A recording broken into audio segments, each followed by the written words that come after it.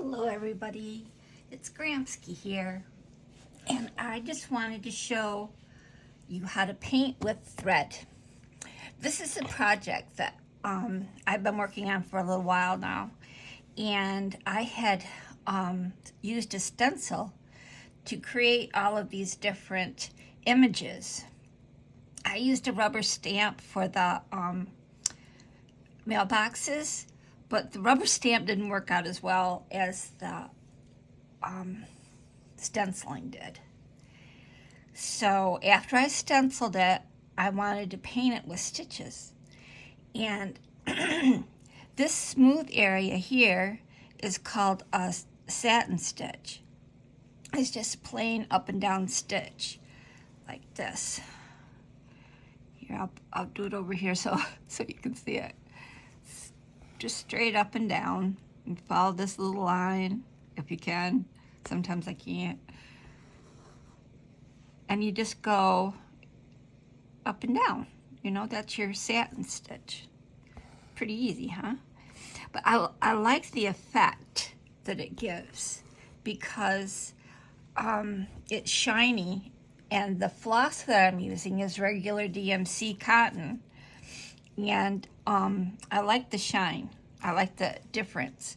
What I used for the tree was a yarn, a regular yarn, and a large sashiko needle.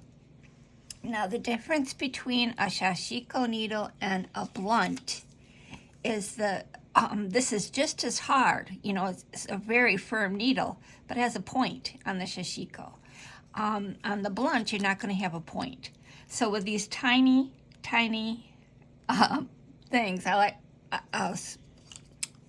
tiny openings here. I like to have more of a point. So I used the larger needle with the larger thread, and I made a split stitch.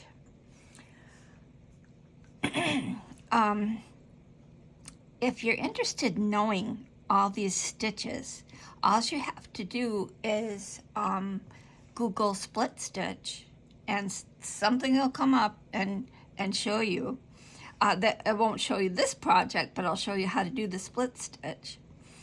And I'll show you the satin stitch, and the long and short stitch, and the basket weave stitch. These are all basic stitches. These are French knots up here.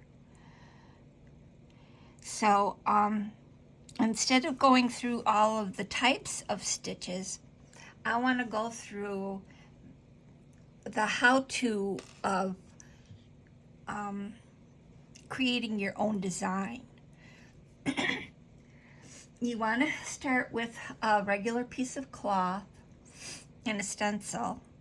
Stencil your images, and then decide what you want to be in the foreground. I wanted the trees to be in the foreground, so that's why they're bumpy with the French knots and the large yarn. And whatever I wanted in the background, I wanted to use the cotton so that it was shiny and it like glittered, but it didn't overpower the trees and everything else in my design. A book that I found very helpful is Paint with Thread by Emily Ferris.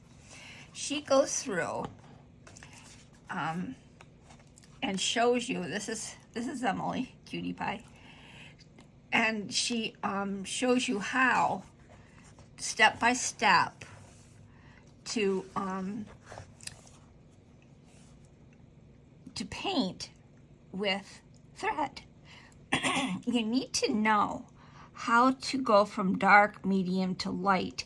And what helped me there was coloring.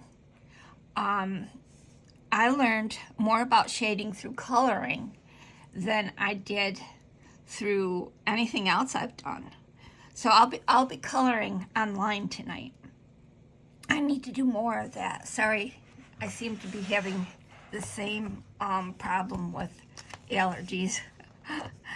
But these leaves, look at how beautiful they are. all the different colors is just gorgeous. She mostly used the DMC thread. See, she has it all lined up around here, and we use DMC because it's color fast. We know that it will last a long, long time.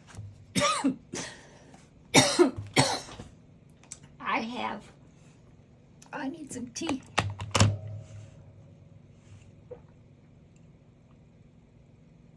And these are all DMC threads that I got in the 1980s. And you can see that the thread is still very colorful. I got this box since then, and look how old it is. You know, it even has my old phone number and my old name. But it's a treasure for me because I can just look at it and think I'm gonna paint a picture, and I have all the different shades that I need. Okay, that's enough for today. Until we color. Okay, bye-bye.